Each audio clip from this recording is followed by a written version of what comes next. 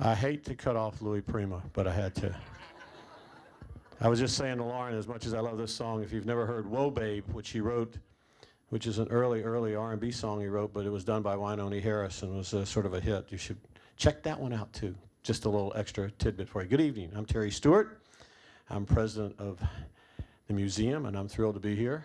And for a lot of reasons, I see a lot of usual faces, but how many folks have not been to some of our events here tonight before? Anybody here that hasn't been here before? Okay, not many. Everybody kind of regulars. That's great. We've been building a sort of a normal crowd, or a bunch of folks that are, I think, coming to understand how great these evenings have been that we've been having here at the museum. And if you haven't been to the night school on Wednesday nights before, this is just another addition to that of sorts that I'll talk about in a second. But more importantly, if you don't know, our mission here is to obviously collect, preserve, and educate relative to the history of the music that we call rock and roll, which we define very broadly. We put it under a very large tent. It's a river of music that now, if you see the new exhibits at the beginning of the museum, you'll see that definition up on the wall. So I'm glad at least somewhere in there it tells you this didn't start with Elvis or Black Sabbath, okay? As much as people have argued with me about that on many occasions. So we're very proud of that mission, and we're equally, if not even more proud of the educational series that we put together, the programs we put together here over the course of 16 years, now led by Dr. Lauren Onke, who's hiding back in the back there, holding up the wall, and her staff. And I say that because it is one of the most celebrated award-winning educational programs coming out of a fine arts museum in the United States, and we're very, very proud of that. And it continues to grow and evolve. And what's so great about tonight is we're kicking off a new series, a new partnership with the American, welcome David, good to see you, American Musicological Society. And that's very important for us. I think that's a great new addition to the activities that we have, and we're very, very happy about that.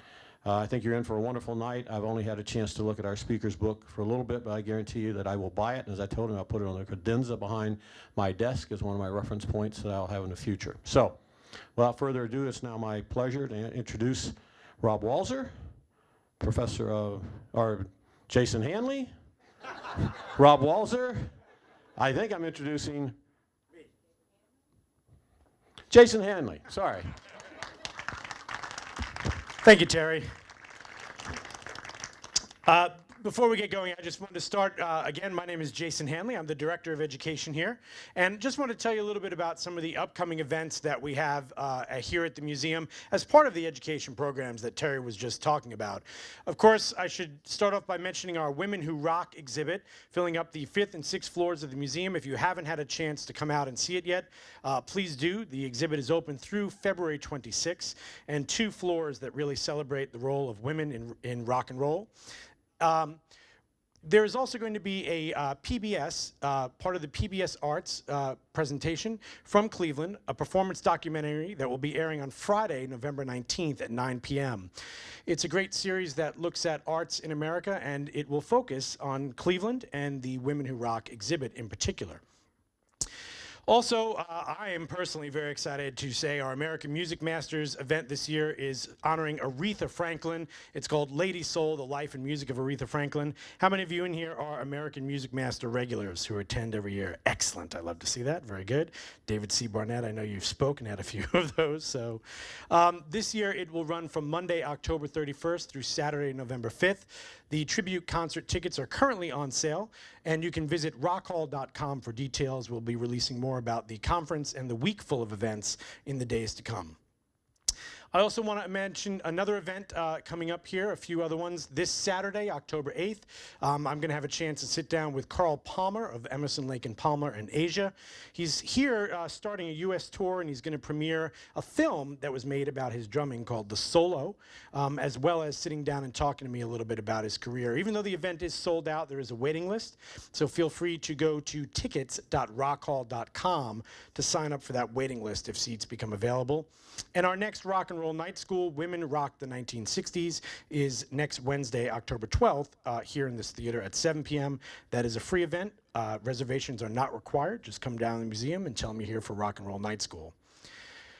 As always, I would also like to mention, we are a nonprofit institution, and free events like this are made possible by the generous donations of different foundations of our members. And also, we have a new program called Text to Give. If you text the word Rock Hall to 50555, it will make a $10 donation to the museum that will help to support free education programs like this. So, as always, you can become a member and stay in touch with us. You can also get on our education mailing list at education@rockhall.org to hear more about upcoming events. All right, so it's my pleasure to welcome all of you this evening to the inaugural night of the new series sponsored by the Rock and Roll Hall of Fame and Museum and the American Musicological Society. The idea for this program began over a year ago when Joseph Honor of Tufts University contacted me to see if the museum would be interested in co-sponsoring something similar to the AMS lecture series that's held at the Library of Congress, which builds on research done using the library's musical collections. Our goal for this new collaboration is to bring the excellent musicological approaches to the study of popular music, and more specifically to rock and roll, to a broader audience. And we plan on presenting 2 lectures a year as part of this series. As the Rock Hall's new library and archives develops its holdings of primary sources, we encourage proposals from musicologists that draw on those archival collections. The Rock and Roll Hall of Fame Library and Archives will open to the public in 2012. I know a bunch of our librarians are here in the audience, and will be the world's most comprehensive repository of written and audiovisual materials relating to the history of rock and roll music. I'm very excited tonight that we're able to have Albin Zak to present the first lecture in this series with us. And on behalf of the Rock and Roll Hall of Fame and Museum, I'd like to thank the American Musicological Society for entering into this partnership, and we're looking forward to many exciting and insightful lectures. In the spring, we will host the next lecture in the series that will feature David Brackett from McGill University and giving a talk entitled Foxtrots, Hillbillies, and the Classic Blues. And I'd also like to thank Robert Judd of the AMS for his help in putting this whole series together. Let's take a moment to say hello to our audience viewing from around the world.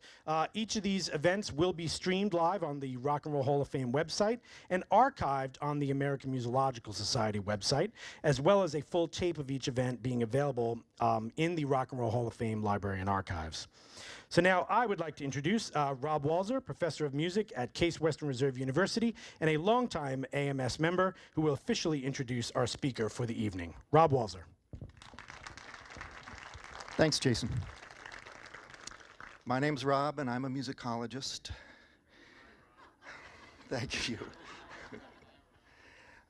This is quite a pleasure to be here at this collaboration between the Rock Hall and the American Musicological Society. One I never would have seen coming 20 years ago or so. People like me and tonight's speaker took big chances working on rock topics and thinking that we might maybe have careers as musicologists. So this event tonight is very important confirmation that we were lucky. Standing 6 feet 10 inches and weighing over 450 pounds, I haven't gotten to the Albin Zak part yet. Mixer Man is certainly Los Angeles's, if not the world's largest mixing engineer. My favorite part of his 2009 memoir, The Daily Adventures of Mixer Man, relates some of the tricks that studio denizens use to distract and render harmless the record label executives who wander by, thinking that they will lend their golden years to the record-making process. For one such occasion, Mixer Man taped a sign reading snare to an unused equalizer, labeled its largest knob soar, and invited the visiting suit to try his hand adding the proper quality of soar to the snare drum in the mix. Gingerly turning the knob, he nodded at the results. A little farther, farther, oops, too much, and back a bit to find the optimal level of snare soaring. Happy with his improvement, the executive left, and Mixer Man relabeled the knob Sheen for the next visitor.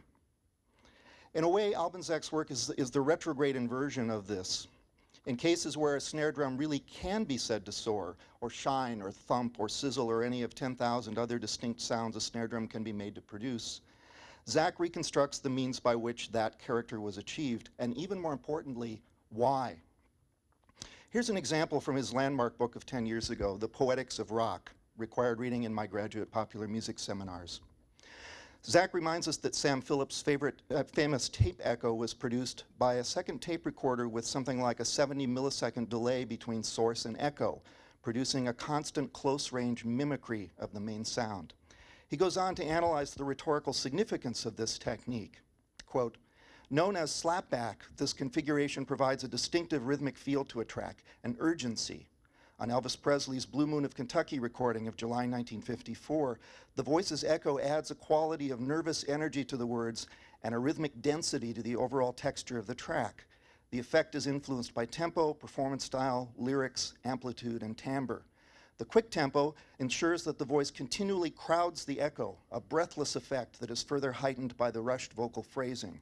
Presley's clipped delivery is filled with incisive attacks, emphasizing the hard consonants in the lyrics. The resulting percussive quality is passed on to the echo, so that even though it's kept well in the background in terms of loudness, the hard quality of the echo's attacks imparts a pervasive rambunctiousness to the overall rhythmic fabric that emanates from a place somewhere within the track, unquote. The thing I admire most about Zak's work is not just the exhaustive knowledge of studio equipment and production techniques, but the hermeneutic commitment of his work, the constant guiding force of a desire to interpret the meanings of the sonic details he analyzes. It's fitting that today's lecture also takes us back to the 1950s, for it was then that Jerry Lieber and Mike Stoller, who are now usually celebrated as songwriters, were by their own account writing records, not songs. This distinction is central to Zak's work. In the rock era, which is in many ways the recording era, we listen not to songs or scores, but to tracks, the finished sonic products of a complex process.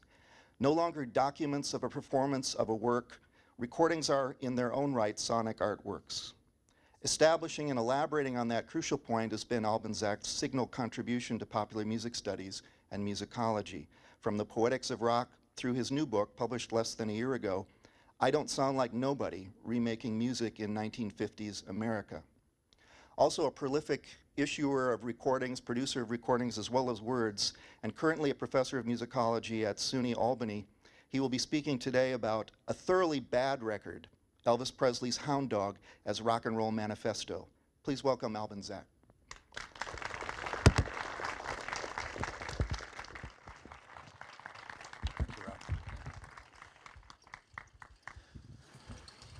I said I wanted this, but I think I want this.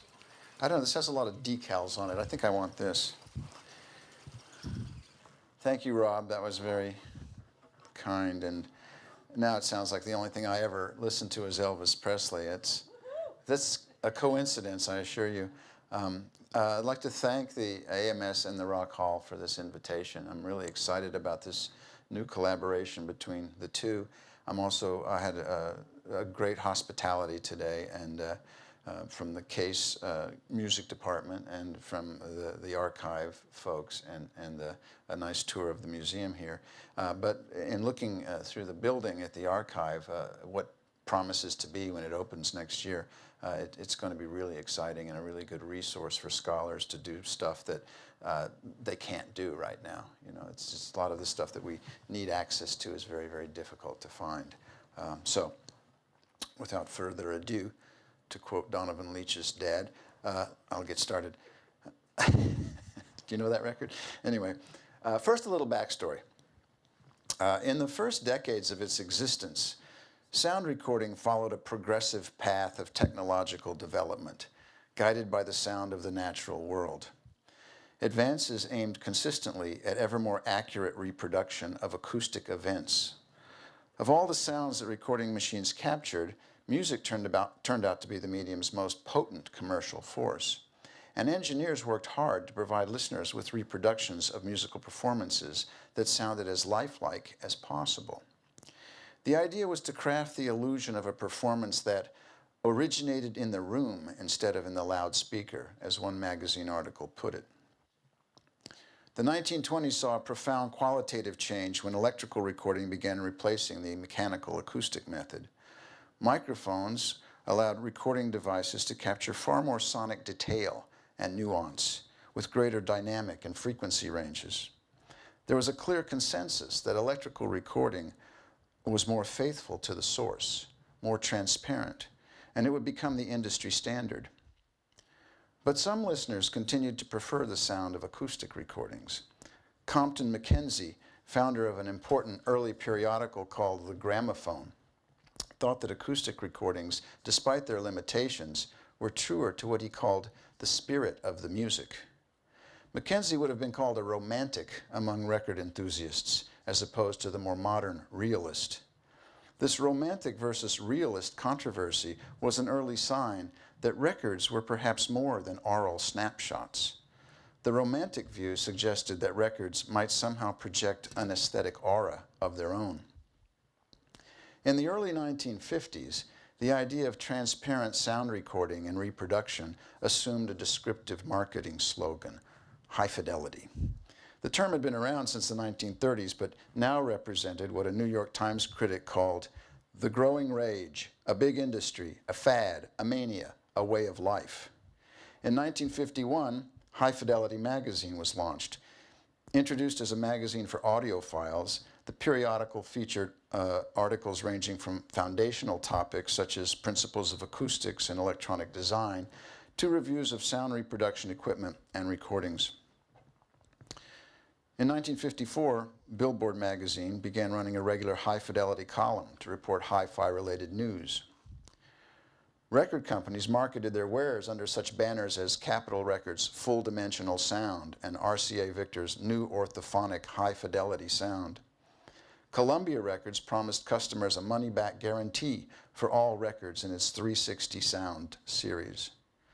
An Institute of High-Fidelity Manufacturers was established in Chicago in 1955 with an initial aim of establishing what it called standards of measurement for sound reproduction products. The goal, as defined by the Zenith Radio Corporation's chief engineer, was the completely faithful reproduction of every single sound wave that occurs in the original performance of the music. The Hi-Fi project was, of course, deeply subjective, a compound of acoustical science and sheer mysticism, as another New York Times writer put it. But the aspiration was genuine. And implicit in the hi-fi idea was that the music being recorded was of a standard worthy of pristine reproduction. Everything about a record, its arrangement and performances, as well as its sound quality, should possess a professional sheen. The largest record companies were convinced that their customers wanted a polished product, and even their silliest novelty records were made with that standard in mind. But as hi-fi consumed one segment of the record market, another segment littered the popular soundscape with decidedly lo-fi and low-skilled productions. In the post-war years, as the record business enjoyed a spectacular boom in sales, small independent record companies sprang up across the United States, releasing records that would have been appalling to any self-respecting audiophile. Made on shoestring budgets in all sorts of makeshift studios, I use the word loosely, often employing amateur musicians, songwriters, and arrangers, such records were improbable contenders for mainstream success. Yet baffled industry veterans saw an increasing number of these crudely made discs cause a significant stir in the marketplace. On such hit records as Johnny Ace's My Song, Don Howard's Oh Happy Day, or The Five Satins in the Still of the Night, there seemed to be no thought whatsoever given to the production standards that major labels considered key selling points. Yet they sold briskly, flaws and all. Indeed, their apparent shortcomings seemed to hold a curious appeal. These indie records would, in time, represent a new pop idiom, rock and roll, which would forever change the course of the pop mainstream. But in the early days, the only thing clear was that masses of record buyers were flocking to discs whose allure appeared to many inscrutable. Now, I'd like to take a moment with each of these three records I just mentioned. Johnny Ace's My Song is a remarkably shoddy sounding effort, even for an indie product. The singing, the balance, and the performance, wrote a reviewer for Downbeat magazine, are distinctly inferior. Like many indie records of the day, My Song owed a debt to happenstance. The session, which took place at Memphis radio station WDIA, was a last-ditch attempt to salvage studio time. Ace was not meant to be the featured vocalist. That would have been Bobby Blue Bland with Ace on piano. But Bland showed up not knowing the lyrics to the songs he was to record, and he couldn't read, nor could he read them on the spot because he couldn't read. The session producer and new record company owner Dave Mattis heard Ace diddling around, as he put it, with Ruth Brown's 1949 hit So Long, and decided on the spot to recast it as an original. He quickly wrote new lyrics to fit the chord changes, and Ace sang them to a slightly modified melody. It was, Mattis recalled, a 15-minute job. Perhaps predictably, the resulting record sounds like an early rehearsal overheard by a cheap recording device, just a quick demo. But the rough music making and even rougher recording quality proved inconsequential, as the record spent 9 weeks at #1 on the Billboard R&B chart in the summer of 1952. Suddenly, Johnny Ace was a star crooner, a ragamuffin emulation of Nat King Cole. Were indulgent listeners so intrigued by Ace's charisma that they simply ignored the sound quality? Or was the sound itself part of the record's appeal? We'll explore those questions in a moment, but right now let's take a listen to that first track.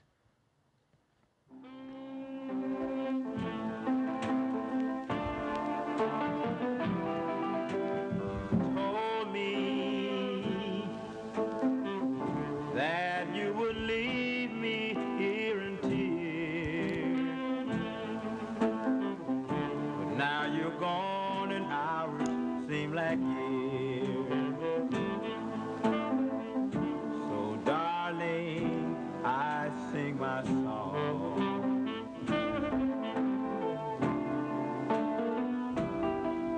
You're leaving,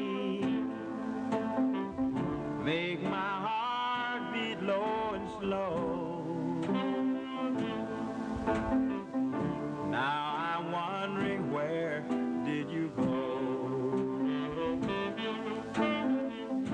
Please tell me what is wrong. I still love you. Also in 1952, 17-year-old Don Howard's Oh Happy Day made a splash on the pop chart, rising to #4 in the course of a 15-week run, though it was reportedly recorded in his family's garage here in Cleveland.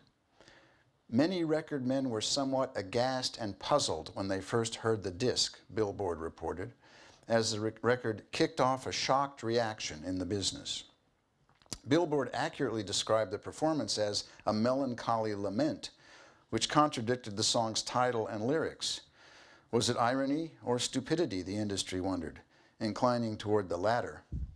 Howard sang in a voice that was tentative and entirely lacking in resonance, as though perhaps dulled by a psychotropic sedative. He began his performance with a hesitating rhythm, as if it were his first time singing the song, or perhaps singing at all. The accompaniment consists entirely of an acoustic guitar strumming once on each beat.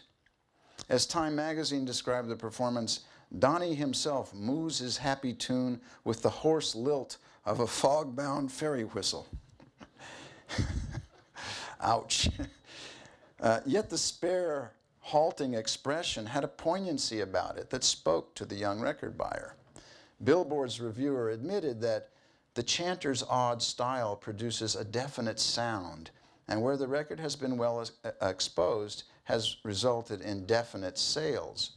And I mean, the original version sold between 300,000 and 400,000 copies, and then produced, as any hit would, several cover versions, each of which sold over 200,000. One by Lawrence Welk, of all people, and but everyone was sort of of the same ilk, the Four Knights and Dick Todd, and also an answer song from Homer and Jethro, Oh Unhappy Day. Anyway, let's hear a little bit of Donnie and his fog-bound ferry whistle.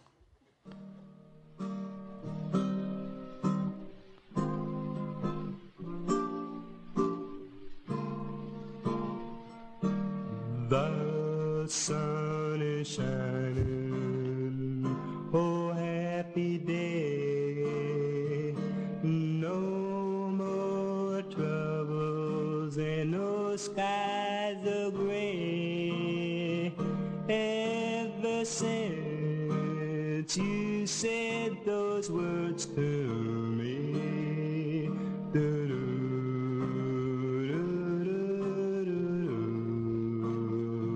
You said you loved me.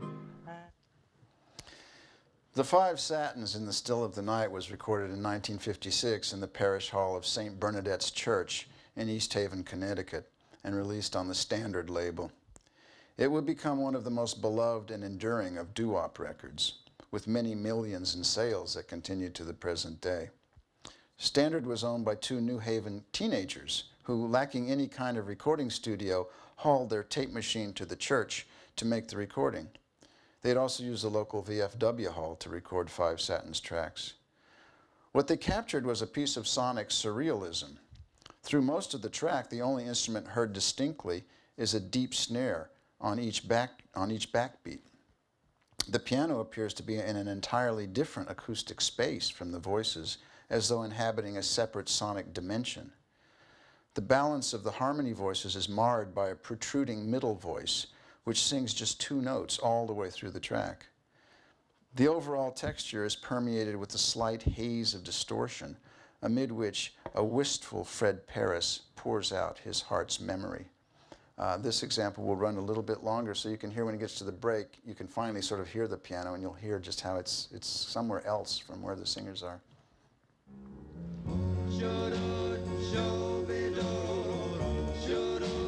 You hear that middle voice sticking out from the good. You think it's the lead vocal or something.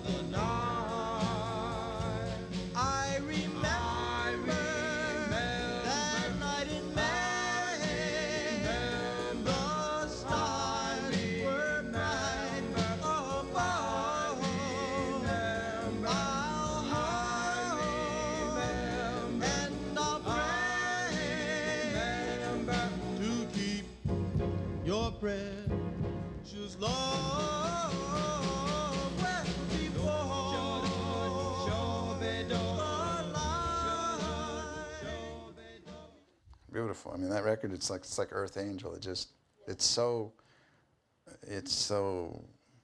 weird. It's just, you love it. It's just, there's nothing like it. It's the grainy, rough-hewn sounds of records like these lodged in the public soundscape and fueled a gradual shift in conventional notions about the nature of legitimate musical sound.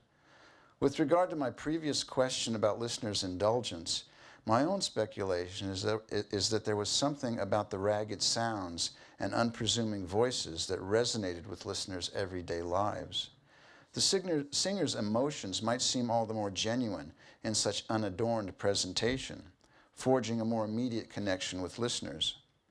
Only a select elite were admitted to the major label's electronic wonderland, from whence emanated shiny sounds few could fathom. They were like scintillating pieces of pop wizardry. More plain-spoken records, on the other hand, presented a different class of character, a different story, a different experience, perhaps closer to the listener's own. If the point of such records was to accurately reproduce remote musical events, then they did a pretty lousy job of it. But if the aim instead was to engage listeners directly with something they'd never heard before and could not hear anywhere else, that was a different matter. Like the Romantics and their lingering fondness for acoustic recordings, fans of lo-fi recordings acknowledged the record's individual personality. And if the songs and performances usually failed to meet conventional standards of professional music making, they nonetheless proved their aesthetic appeal. Whatever steered listeners toward primitive rock and roll records, and of course there were any number of reasons, the public's approval recast the discs from inferior musical artifacts to intriguing characters whose enticing noise more than held its own in the mainstream pop market. Which brings us to Elvis Presley's Hound Dog. Recorded in the summer of 1956 at RCA Victor's Studio A in Manhattan, with engineer Ernie Ulrich at the controls. The session also included recordings of Don't Be Cruel and Any Way You Want Me. Hound Dog, however, was the toughest to get right, requiring 31 takes before Presley was satisfied. Yet the painstaking effort is hardly apparent in the finished master. Soon after the record's release, a reviewer for the British musical periodical Melody Maker wrote, "My interest in Presley's Hound Dog does not lie simply in the fact that I don't like it. The point about the whole thing is that by all and any standards, it is a thoroughly bad record." Okay, so with that unequivocal indictment, let's examine the evidence, and we'll listen to the whole 2 minutes of the track. You ain't nothing but a hound dog, you're crying all the time. You ain't nothing but a hound dog, crying all the time. Well, you ain't never caught a rabbit and you ain't no friend of mine. Well, they said you was high class, well, that was just a lie. Yeah, they said you was high class, well, that was just a lie. Yeah, you ain't never caught a rabbit and you ain't no friend of mine. You ain't nothing but a hound dog, crying all the time. You ain't nothing but a hound dog, crying all the time. Well, you ain't never caught a rabbit and you ain't no friend of mine.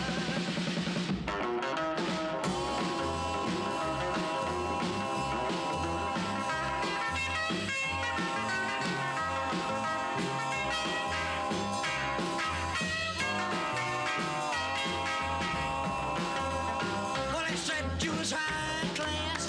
Well, that was just a lie. Yeah, they said you was high class. Well, that was just a lie. Yeah, you ain't never caught a rabbit and you ain't no friend of mine. That's just solo.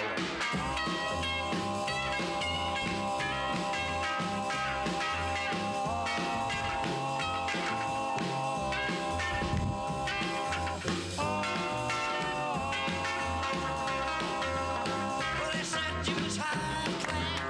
Well, that was just a lie. You know they said you was high class. Well, that was just a lie. Yeah, you ain't never caught a rabbit and you ain't no friend of mine. You ain't nothing but a hound dog, crying all the time. You ain't nothing but a hound dog, crying all the time. Well, you ain't never caught a rabbit. You ain't no friend of mine.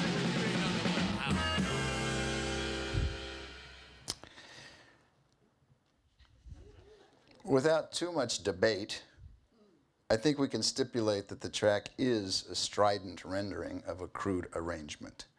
Scotty Moore's trademark guitar riffs are reduced to bare fragments, alternately murky and grating. His solo breaks often careen at the edge of control. Ancient psychedelia is how he would later describe it. We also noticed during the guitar solos a curious vocal accompaniment provided by the Jordanaires, Elvis's regular backing singers. They wheeze away like a harmonium caught at the wrong record date. It's hard to imagine a less idiomatic setting of the 12-bar blues.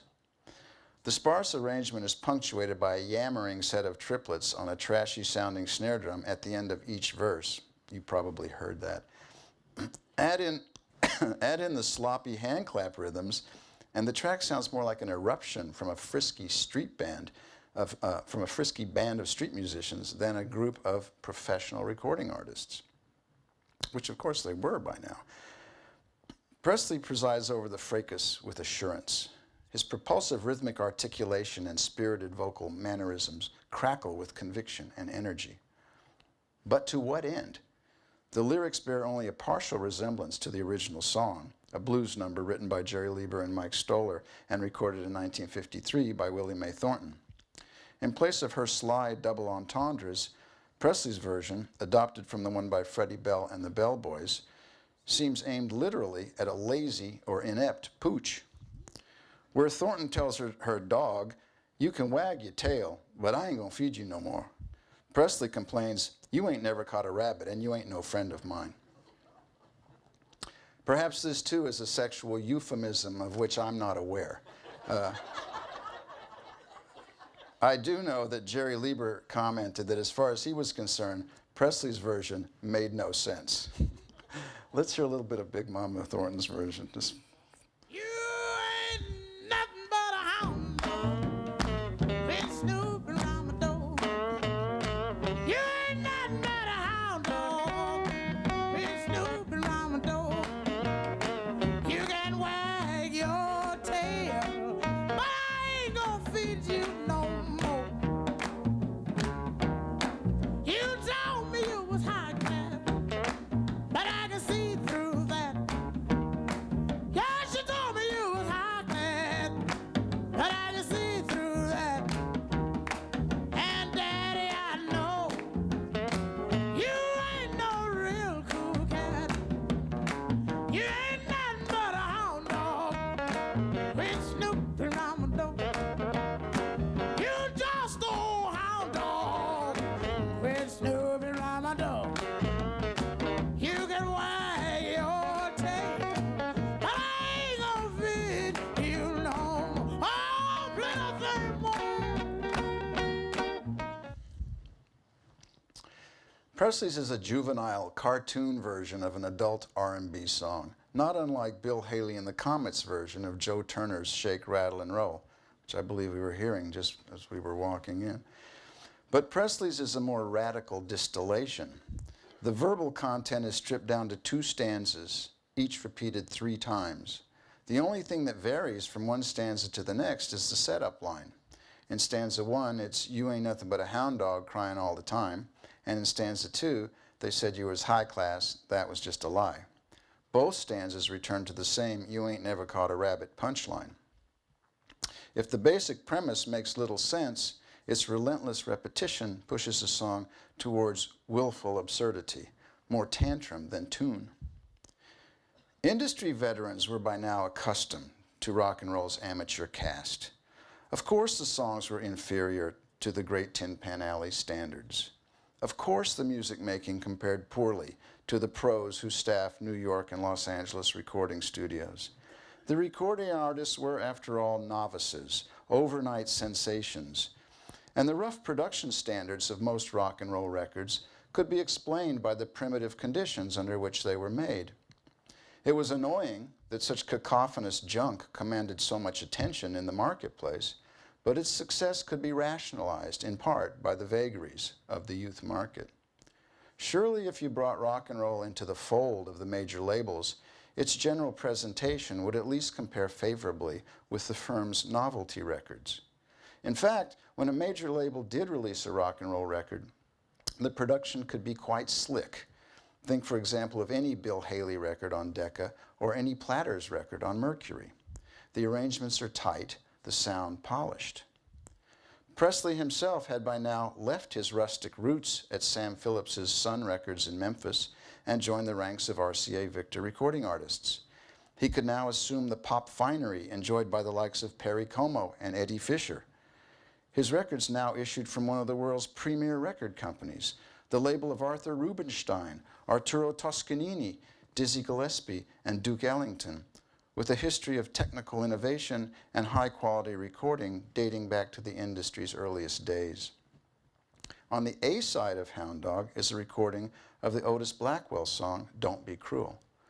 With an effervescent arrangement, lilting performance, and smooth sound, the A side was a credible addition to the fine lineage of RCA Victor pop records. But it also sharpened a disturbing point about the flip side. Obviously, Hound Dog could not simply be written off to technical limitations or to a lack of a sufficient recording budget. The track's deliberate blast of proto-punk noise was a conscious choice and an implicit declaration of principle. Its clamor was Presley's aesthetic prerogative. Let's hear a little bit of Don't Be Cruel just to the A side of the record, just so you can compare the two.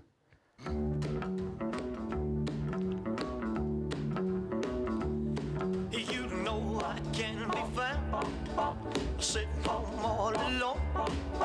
If you can't come around, at least please telephone. Don't be cruel to whose heart is true. Baby, if I made you mad for something I might have said, please don't forget the past. The future looks bright ahead. I apologize Don't be in cruel advance for what's coming up. to whose heart is true. I couldn't resist. I don't want no other love, baby, it's just you I'm thinking of. You ain't nothing but a hound dog, crying all the time. You ain't nothing but a hound dog, crying all the time. Well, you ain't never caught a rabbit, you ain't no friend of mine. You get a sense that the two sides of the record kind of define a kind of a spectrum of possibility. They really are very different approaches to what a good record is supposed to sound like. Both of which, of course, were #1 hits. So the audience is also telling us something about what rock and roll is supposed to sound like. To single out Hound Dog as a thoroughly bad record demonstrated a profound frustration. It was a lament for a waning aesthetic order, a cry of, "Say it ain't so." From the standpoint of the melody maker critic and many others of similar mind, there were plenty of thoroughly bad records in circulation by 1956. Doo-wop groups had been assailing the pop charts for several years with their amateur vocalizing. Such records as The Crows' G, The Chords' Shaboom, The Penguins' Earth Angel, and The Midnighters' Work With Me, Annie were all crossover hits that antagonized the pop establishment. And in 1955, before most of the country had heard of Elvis Presley, the thoroughly frightening Little Richard, the baffling trickster Chuck Berry, and the Big Easy Fats Domino all claimed a place alongside Frank Sinatra, Dean Martin, and Nat King Cole as pop hitmakers. Where it earned Hound Dog a special condemnation, I think, was that it came from an emergent pop superstar, and in RCA Victor, a venerable institution. And it appealed to a mass and diverse audience, topping the pop, country, and R&B charts. Presley was rapidly taking the place of former pop royalty, the likes of Bing Crosby and Frank Sinatra. He was also eclipsing newer stars such as Frankie Laine, Johnny Ray, and Tony Bennett. He was soon to be the new king of pop. So it was troubling that he seemed to resist assimilation so effortlessly. He was not simply the latest in a familiar line of leading men. He was decidedly different in manner, attitude, and sound. As an emblematic figure, representing a broad musical constituency, his success challenged conventions and habits that had lent a certain order to the pop music industry for years. In short, he was in a position to legitimize what up until then seemed merely curious anomalies. His success cast a retrospective light on where he came from. The unruly musical influences that had been trickling into the mainstream from the parallel indie universe and that had shaped Presley's own musical persona were now in a position to redefine popular taste. The weekly entertainment periodical Variety reported in 1955 that industry veterans had assumed a "this too shall pass" attitude toward rock and roll.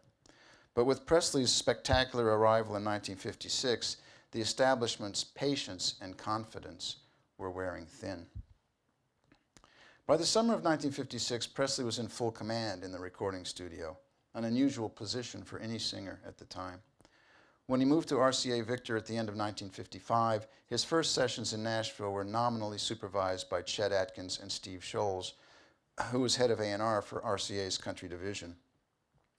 But although Scholes at first selected the songs and Atkins oversaw the recording, Presley's talent was so unusual that the results were largely self-determined.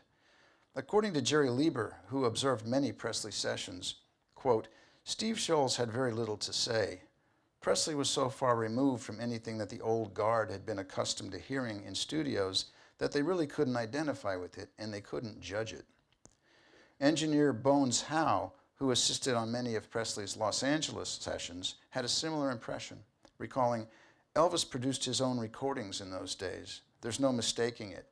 Scholes made no creative contribution." Presley learned the craft from Sam Phillips. In sessions that produced results no one anticipated at the outset, Presley learned to appreciate the creative potential of the recording process. For Phillips, the recording studio was a place to explore ideas and probe musicians' potential, to draw out, as he put it, possibly unknown talents. He knew the recording process could affect musical transformation, and as a producer, he fostered an atmosphere from which recordings might emerge whose like had never before existed. Studio time in the big cities was precious, strictly measured in 3-hour increments. But working in his own shop, Phillips paid no attention to the clock. As Sun recording artist Little Milton Campbell described it, "You didn't have no special time to get there and no special time to leave. I had all the freedom in the world there." Phillips was drawn to musicians who played primarily by feel, and he himself produced records the same way. He had no forethought of what a perfect take should sound like. It had to reveal itself. I think one of the finest examples of a Sam Phillips production is the Howlin' Wolf record, "Moanin' at Midnight," from 1951, which he leased to Chess. As the Wolf's visceral essence strains against confinement in the record's grooves, a sense of threat pervades the sound as it verges on breaking up into shards of unintelligible electronic distortion. By pushing the medium toward its limits, Phillips mirrored the Wolf's intense presence. As the singer rails at unnamed demons, the record groove struggles to contain the electronic embodiment of his voice. Let's have a listen to that.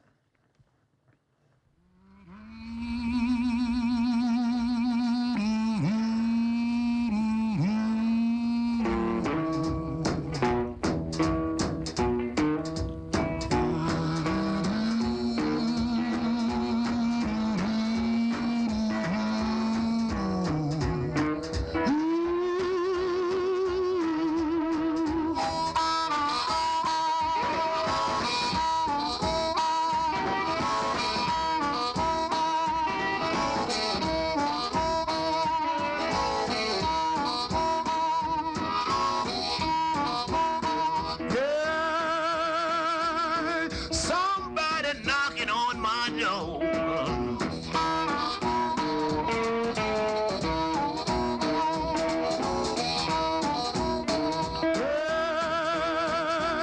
Somebody knocking on my door.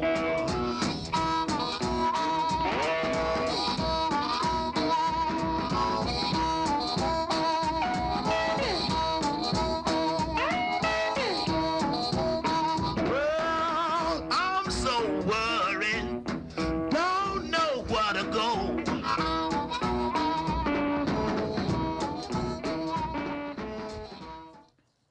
A famous story tells how Phillips happened on Presley's first record by accident. You may all know this. They were trying to record Leon Payne's "I Love You Because," a sentimental country ballad. But despite a credible performance, Phillips was unmoved. During a break, Presley, along with Scotty Moore and Bill Black, began fooling around with a rambunctious rendition of "That's All Right." Phillips suddenly recognized a glimmer of originality and ordered the musicians to start over, this time with the tape rolling. Relying on an intuitive sense for the recorded image, he listened intently to the loudspeaker, working with the musicians to bring the record into focus. Seeking the right feel for a record, wherever that might lead, remained Presley's central concern. Now on his own, he followed the process he had learned at Sun. Ignore the studio clock. Push the boundaries of what you know.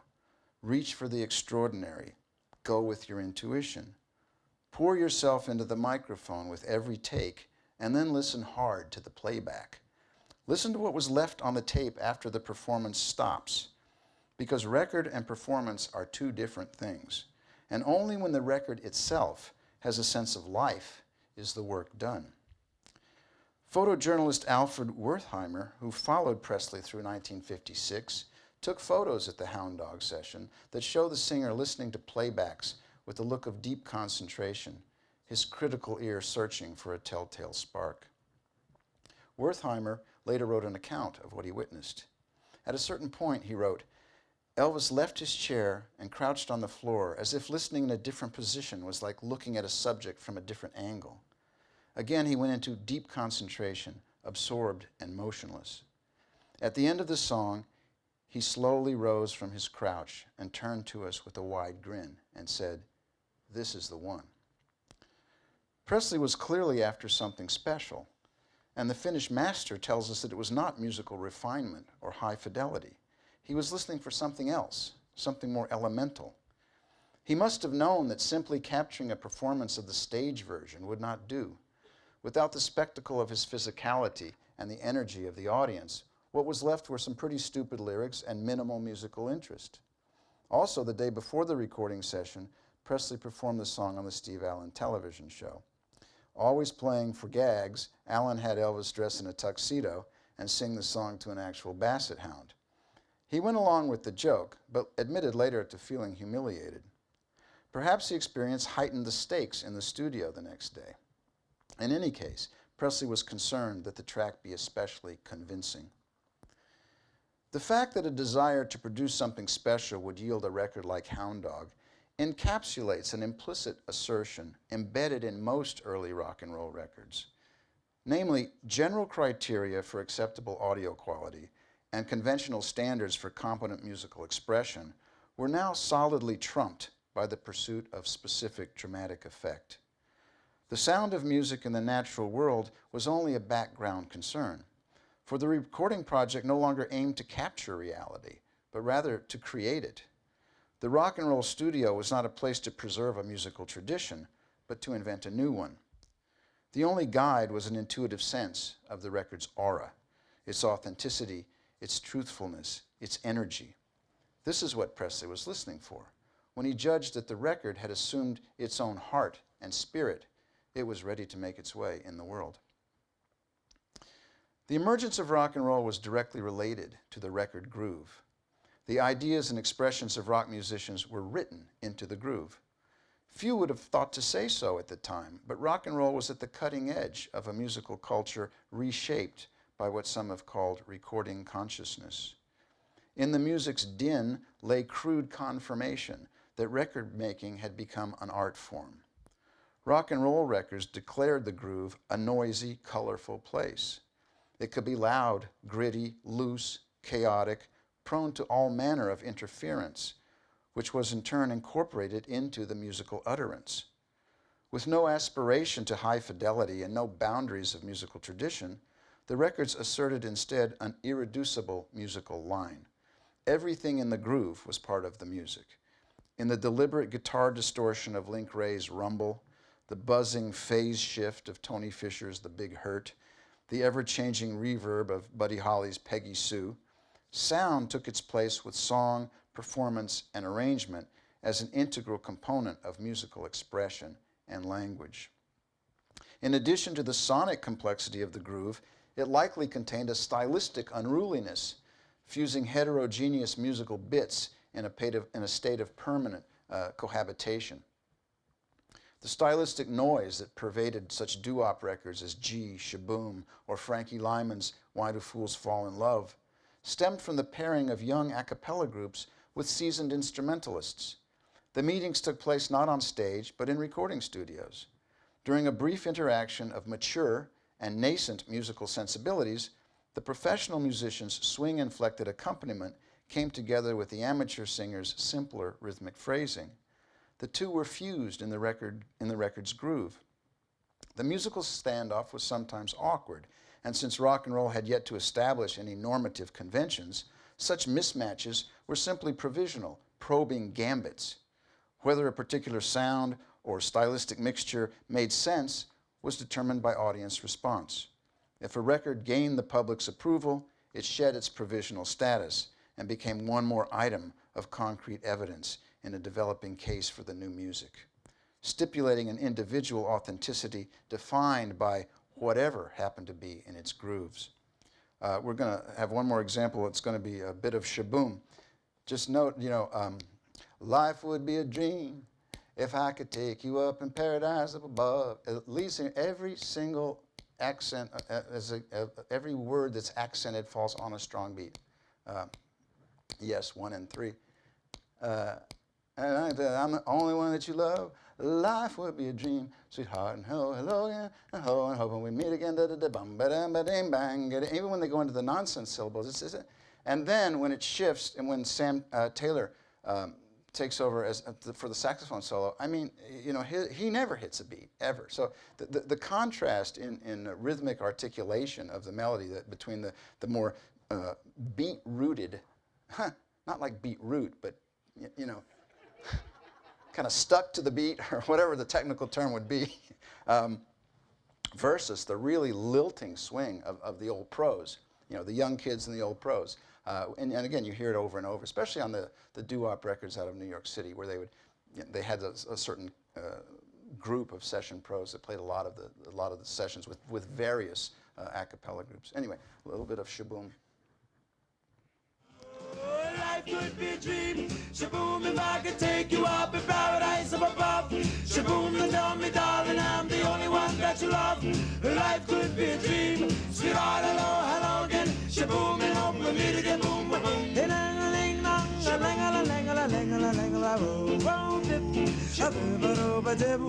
Life could be a dream. Life could be a dream, sweetheart.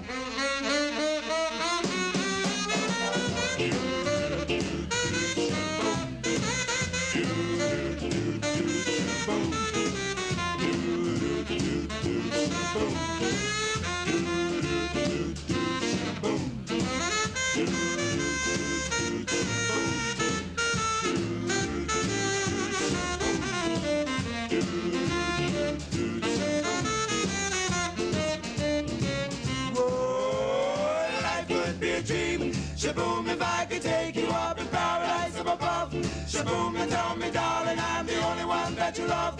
Life could be a dream. Sweetheart, hello, hello again. Shaboom, and hope we'll meet again. Boom, boom, boom. What a great record. And I love when they come out of the solo and they life, and they say, bam, they put you right back on the one so hard it almost, you know, slaps you upside the head, as they might say. It's a different kind of one, of course, than George Clinton was talking about, but still, it's only 4 beats in the bar. Among the most enduring musical concepts to emerge from the post-war period was the notion that records were no longer oral snapshots, but deliberately crafted musical texts. The record groove was no longer simply a container for musical performances, but a musical line in itself. This attitude was not at all confined to rock and roll. It was a broad current running through all genres of 1950s pop music. In the later 1940s, mainstream pop, good music as it was termed, was already engaged in its own forms of activist record production, with figures such as Mitch Miller and Les Paul turning out remarkably idiosyncratic pop confections. Record production followed the example of filmmaking. Songs were like screenplays, starting points for original electronic sound dramas concocted in recording studios. Ad hoc ensembles and arrangements, melodramatic performances, eclectic style mixture, and manipulative recording techniques all conspired to create musical artifacts without real-world counterpart. To an unlikely extent, given their significant differences, rock and roll and good music shared a common project, wherein records were made as records, not reproductions of music one might have heard in a nightclub or a concert hall. The common goal was to imbue the disc with its own character, capable of making its way in a world overrun with recorded sound, even if listeners never saw or heard the recording artist in a live setting. But rock and roll musicians and producers took things further than their pop elders. They broadened the spectrum of musical possibility to include the noisy and the crude as serious expressive choices. They expanded the range of dramatic possibility. There was plenty of sweet rock and roll, heired to the grand pop tradition. There's no better example than the Platters, you know, records like Only You and The Great Pretender and their beautiful remake of the 1939 Ink Spots hit, My Prayer. Presley himself recorded the sweet ballad Love Me Tender less than 2 months after Hound Dog. But it was equally possible to fill the groove with yelps and hollers and crashing, banging, grating racket, an aesthetic fundamental to which countless future garage and punk bands would owe their existence. It was also fine to dabble in all manner of electronic trickery and to overcook audio levels until there was nowhere to go but 11. As the language of rock, record making evolved, its lexicon included every sound on every record, plus anything newly imagined. And the ascension of the lo-fi ethos did not displace hi-fi. They were merely different shades on the same palette. In fact, the historical understanding of audio fidelity hardly registered. After all, the only thing to be faithful to was the recording project itself. A record defined its own terms. Anything was possible. Any story could be told. An apparently simple-minded, boisterous clatter might prove to be a legitimate, even powerful musical statement. As an expression of cultural rhetoric, it might overcome all of its detractors and carry the day. By good music standards, I suppose Hound Dog may in fact be a thoroughly bad record. But in terms of the language of rock and roll, that's exactly what's so great about it. Thank you.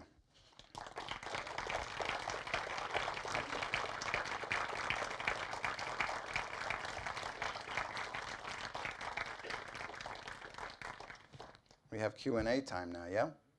But they have a microphone, I'm remembering, that has to be hauled around to whoever's asking. So, who's asking?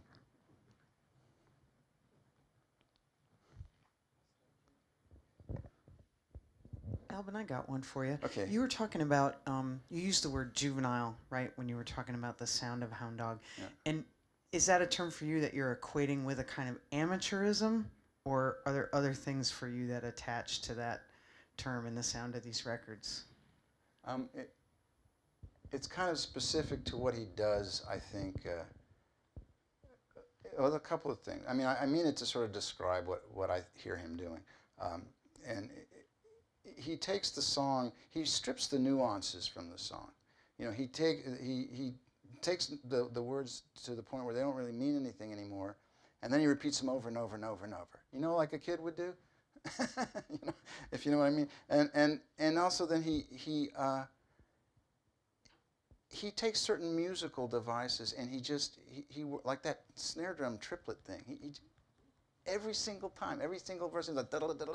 It's like, you know, I mean, a grown-up musician wouldn't do stuff like that. The nuance, that's why, you know, you listen to the Willie Mae Thornton version. I mean, it's so full of nuance. You know, there's all the interplay between the instrumentalists and the singers, and there's a whole there's a whole other verse in hers that's just gone from his. And plus, he doesn't even do the full verses as they existed. He keeps coming back to that same "You ain't never caught a rabbit," which is what, you know what I mean? So I don't know. It's just, it's not a technical term. And I don't mean anything, you know, I don't mean to associate with any of the rhetoric of juvenile delinquency that was in the air at the time. I just sort of mean it as it's kind of childlike, it's kind of cartoonish. And I do think it's very much like what Bill Haley does with Shake, Rattle, and Roll. You know, he turns it into kind of a pep rally song from, again, what is a very nuance-filled, sexy, grown-up kind of R&B tune, you know. Does that mean anything to you? Okay.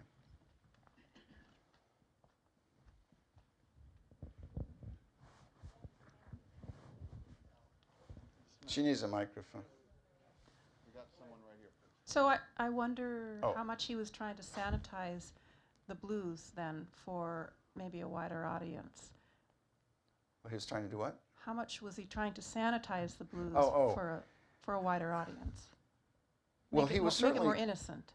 you know, he had to not only sanitize the song. I mean, the song is really written from a woman's point of view. It'd be kind of weird for him to do it, and he didn't. He knew the song. He knew apparently. I mean, by all accounts, but he didn't think to do the song until he heard Freddie Bell's version, which is this kind of, you know, it was a novelty thing. That he thought that would be great in our nightclub act, and they used it as the closing number in their shows, and that's where they sort of saw the kind of response they were getting from audiences. So just to sort of break it down, in other words, I don't think it's totally conscious, like I gotta sanitize this. As for example, when Milt Gabler cleans up Shake, Rattle, and Roll, it's very conscious. It's like, we can't be caught in that smutty lyrics controversy. We don't want to get radio play. I think in this case, it's more, first of all, when it came to cleaning up the lyrics, he didn't even do it. He lifted them from another band that had already done it. And I don't know beyond that he's thinking, you know, that this is the blues and I'm going to clean it up and I'm going to bring it to me. You know, so much of this is just so intuitive. You know, the kids, he's a young kid. He's just feeling and he's vibing. And I mean, if you were thinking of this, even thinking of it as a blues song, you'd never have the Jordanaires wheezing away like that through the guitar. I mean, it's like, what is that, you know? I mean, so I don't want to ascribe too much master planning to him, you know. Certainly, he definitely would never do it the way she did it, because it's not, you know, it's not even from the male point of view, and it would just, it's before glam, you know, it's before Mark Bolan and David Bowie, and so we didn't want to go there in those days, you know. It became a selling point later, but so, you know, does that help? Some, but not that much, really. Not like Milt Gabler. That was very conscious, yeah. Oh, sorry. There was a question back there. She didn't get the microphone. I was just going to say that at that time, it was a simpler time, and the kids that were listening were young kids. I mean, you know, you can say today, Katy Perry, some of the stuff she does is for the kids today, so it's all generational, I think. Mm-hmm. Yeah. The interesting thing, though, that, you know, here you have what, I mean, if you bring Katy Perry in, you know, you kind of bring bubblegum into it, you know, and kids' music, and hey, I love Love in My Tummy as much as anybody, too, you know. But the interesting thing here is that this is like now the most popular music from the biggest star. I mean, he's not really, his image is not that of the Archies, you know. He's not really like a bubblegum musician. So sure, I mean, the audience is young, and that's part of what's making this all happen. They're as intuitive and naive as the artists are, so is the audience. And it's the audience that defines rock and roll as much as the performers, because they're the ones voting for the stuff. And if they don't vote for it, it goes away. And these kids are also buying Patti Page records, and they love Eddie Fisher. And it's not nearly a simple dichotomy between good music and rock and roll. It's really all jumbled up. Anyway, I'm rambling, but Dan had a question. Albin, thanks. That was great. And I was really glad to hear you talk about the session players. And you talked about the Tin Pan Alley songwriters who would have looked at this stuff as, you know, the old guard. And the session players are the ones who are playing for all these songs being written by the old guard. I'm wondering if you can talk any more about what's going on with not people like Elvis, not the stars, but everybody else who's involved in the process, who's having to deal with doing Eddie Fisher one day and doing Elvis the next, and how they're, you know, are you hearing differences in the sounds that they're putting out as you're listening to all these? Well, again, it depends where you go. I didn't play any of those I didn't play any Tin Pan Alley session players here. These are all R&B session players. But if I think of, for example, Buddy Holly's True Love Ways, that's a real slick Manhattan orchestra that would have played all kind of music. It sounds like Buddy is stepping into their world rather than them changing their sound. He's going for that sound because he wants that luster. And the guy that plays that beautiful saxophone solo on there, they asked him later, you know, about that, and he didn't even remember doing the session. You know, I mean, it was a gig. He showed up, he did his 3 hours, and he went home, you know. So I don't know a lot about, I don't have a lot of information about, you know, interviews with session players, but the few things I come across, they seem to be like, you know, if they're paying me, it's all good, you know.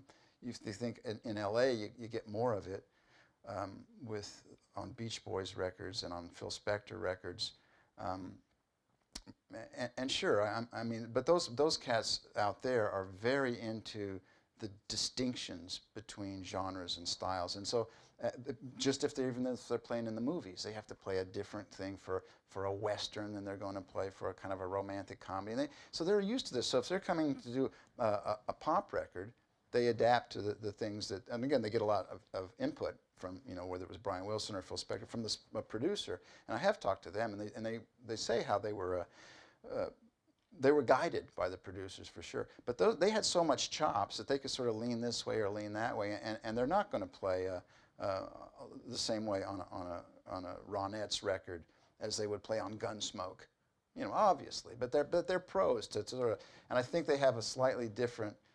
The people I've talked to out there were really into making hit records, even though you know Barney Kessel, who could play anything, would sit there playing this, you know, for like 6 hours until Phil got the thing to mix the way he wanted. Because he didn't like put it on tape and then mix it. He mixed it while they played it over and over.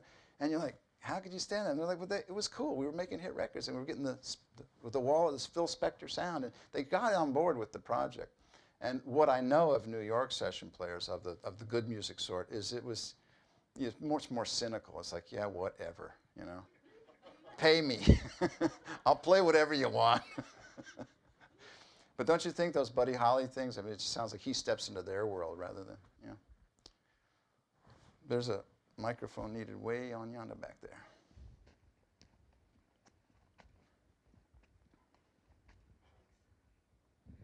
Hi, thanks. I'm really interested in this stuff, so I have a question for you. Okay, so Hound Dog is a cover song. And you mentioned Love Me Tender, which is a very old cover song, you know, that's orally, which is like, what, 1852 or something. So, and yet you talk about Elvis as being this kind of explosive, new voice. So I wondered how you reconciled those two things. Well, you know, the thing about Elvis is he wasn't a songwriter of any kind, unlike, you know, Chuck Berry and Buddy Holly and so many of the new crop of rock and roll stars. One thing that distinguished them from the older generation is they wrote their own music. He didn't. He was really like an old-time rock and roll, old-time pop star.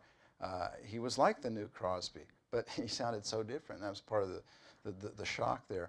But what he did with the songs was remarkable. I mean, I'm not, the thing that, again, that's kind of funny about, you know, putting this talk together with Rob's introduction is like, I sound like a Presley apologist. I'm really not. I'm interested in the position, his historical position that he claims by blowing up so much cultural space, basically. I really think what he's doing is kind of just manifesting on the big pop screen the trends that had been in place for years before he ever came along.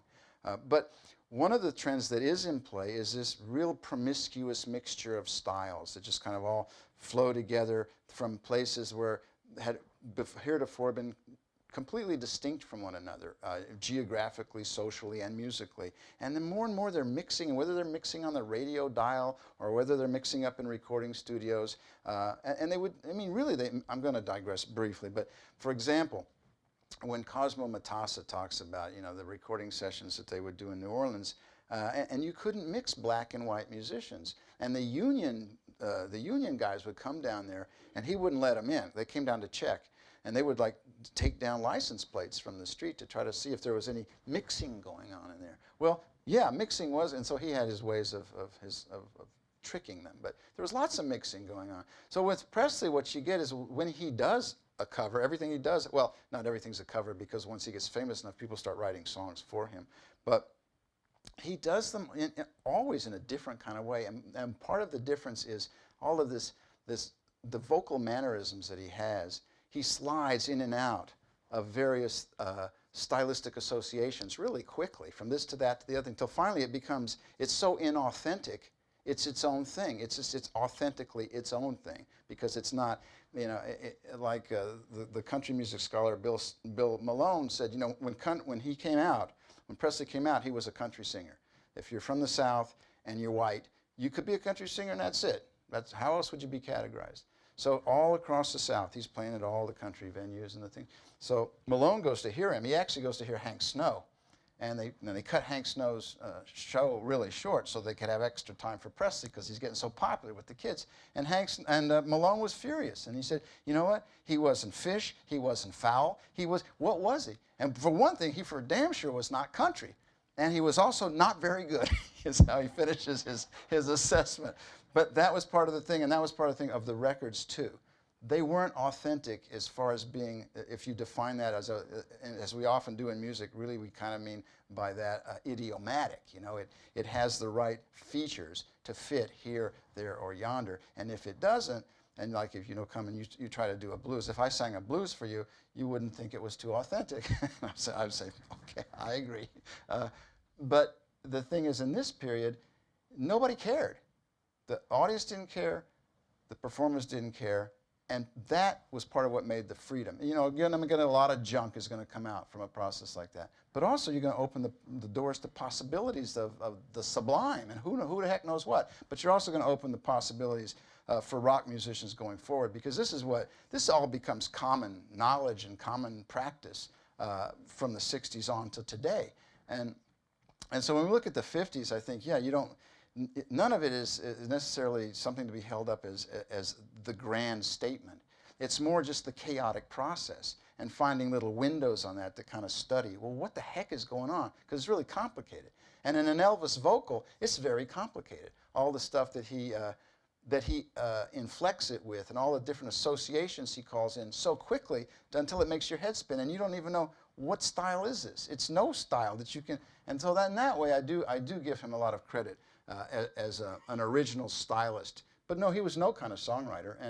But you know who was before rock and roll came along? I mean, Hoagie Carmichael. I mean, there weren't very many. You know, Crosby never wrote songs. Sinatra never wrote songs. They just was, you know. So in that sense, Presley really was kind of he was the latest in the line of leading men. But he just didn't sound like any of the ones before. But he didn't just sound like himself. He was kind of he embodied. That's why I refer to him as emblematic. Because he's embodying all of that other stuff that's been going on, that the doo-wop singers have been doing, and the R&B singers, and the various country singers who could never, you know, get arrested in Nashville. You know, were kind of really out in left field, and they were, you know, they were out there. Phillips was finding them. You know, he was before he made his record company, he was just almost a folklorist, not really, but he was into recording these sounds of both blues musicians and country musicians that were just, you would never hear them on a pop record. They were just about to be over and gone forever. And he was, you know, harmonica, Frank Floyd, you know, and people like, you listen to some of those collections of old, some are on Sun and some are before Sun existed, that he just recorded in his studio. And it's like, wow, what is this stuff? It's just stuff from the southern swamp somewhere, and that's what he loved. He was so into that. So why did I say that? I forget. I'm starting to digress way too far now, but that had something to do with your question, I'm sure. I mean, it must have. So, can I stop yet? Okay, thank you.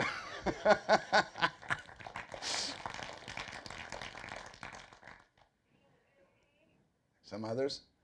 Oh, a bunch now. Now the microphone's going to have to. I didn't see who was first, so whichever one of you wants to go. Thanks. I want to ask you more about race, which doesn't come up too much in your talk, or didn't today. And in particular, this idea of cleaning up the lyrics. And we all know about, you know, the big cleanup, whether it came from Elvis or from somewhere else or you know, what have you. And that cleanup was about eradicating blackness.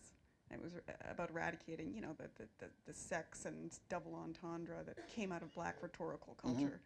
Mm-hmm. And at the same time as that cleanup of the lyrics is happening, you're talking about a dirtying of the recording aesthetic, the production value. And so I guess what I want to know is whether you think that dirty recording value is the repository of that sanitized blackness. Is that the sound of blackness? Again, we can't ascribe too much grandiosity to the motivations of the folks, you know.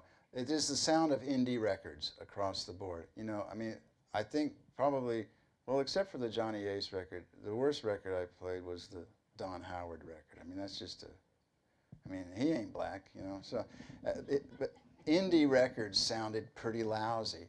Again, not because of a master plan. Let's make bad-sounding records. It's because they couldn't make good-sounding records. So I think there's that, and then there's just kind of what I think happens is, and I'll try to get back to the race issue in a second, but the sound issue first is that as more and more records that would have been thought bad sounds, unacceptable sounds that any self-respecting engineer would throw in the can. As they come out and they start trafficking in the public soundscape, people get used to it as a possibility, as a possible legitimate musical sound. And then they actually end up liking it, and it actually sounds good to them. And why? I don't know. I made a little speculation, but really there's all kind of reasons why people would. And then, so as you're developing this language of recorded sound, all of these bad sounding records become things that future records refer back to. And when you clean that up, suddenly it starts to sound not as good, you know, in an odd, like inauthentic kind of way. So, I wouldn't tie that with the blackness thing. Again, now what you're going more to the hello. I can talk loud though. Oh, hello. I knew I'd break the mic. If you talk long enough, anything will break.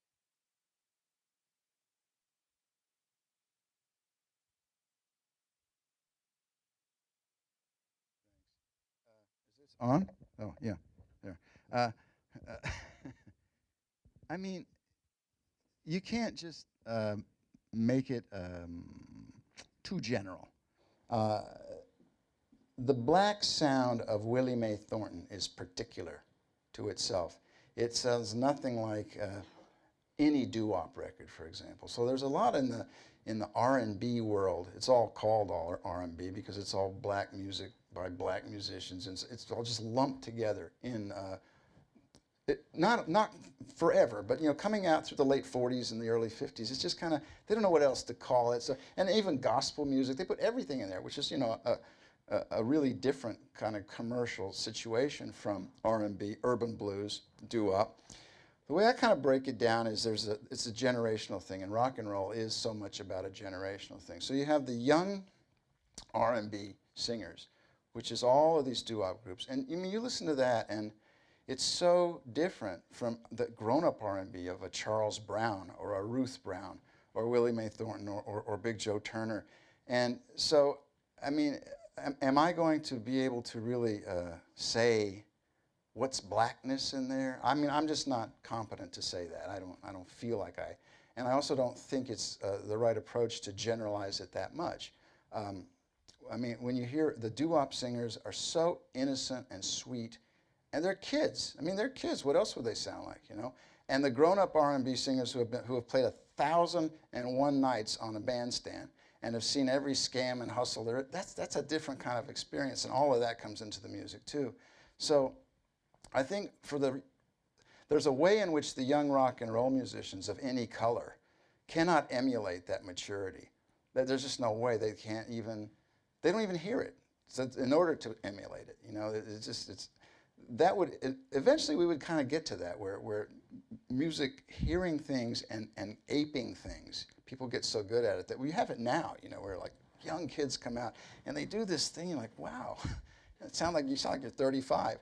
Well, actually, that's something that Aretha Franklin always said. You know, she said that she felt like she was, you know, born in an old woman's body. You know, that I mean, her voice was that she was young, but she had the experience of an old person, and that all of that came out in her singing, and that was soul music as far as she was concerned. But I don't know. To me, each instance you take individually, and the sounds that are associated with race are the sounds that are associated with an individual performer and an individual record and an individual instance. And that's how I think about it. So I don't really have anything, I don't have a theory to say about it, really. Sorry if I'm not being articulate enough about that. Somebody else was down here? Does I need to give this to him now? Yeah. Here. I don't, oh yeah, it's back. Oh, okay. Thanks, we'll be right back with you. Okay, there you go. Thanks. Testing. I'm assuming that none of the other 30 takes of Hound Dog exist anywhere, right? Because it would be interesting to know if it sure would be. Arrangement. Does anybody know? This building is full of knowledge, and I don't know. Who knows in here? I mean, we probably would have heard, or RCA would have put out a rarities collection or something. Some of them were partial takes, of course. So some of them would just been thrown away. They weren't all complete takes. It'd be interesting to know if Yeah. the arrangement evolved or if it was exactly they tried to do I mean, exactly the same every the time. thing is, you read accounts of I mean, Goralnik talks about specific ways in which it did evolve. How does he know? Unless he has heard them. So I'm assuming that probably yes, but you know, given the avarice of the music industry, can I say that at the Rock and Roll Hall of Fame? Yeah, you would think they would have released everything in triplicate by now.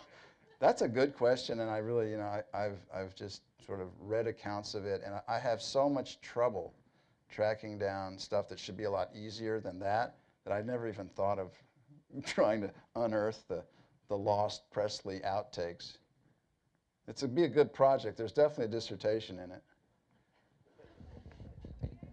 Not to send people on fool's errands, but it would be nice to know. I mean, just to listen to them.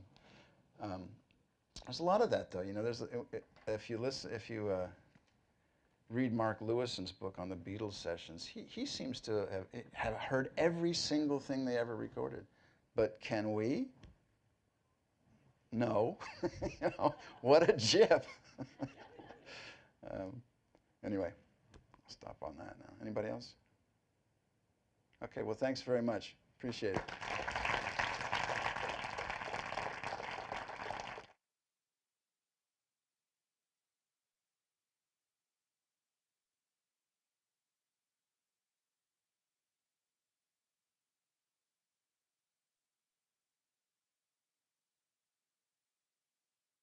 Rock and roll music and why I preach against it. I believe that it is a contributing factor to our juvenile delinquency of today. I know what it does to you. And I know the evil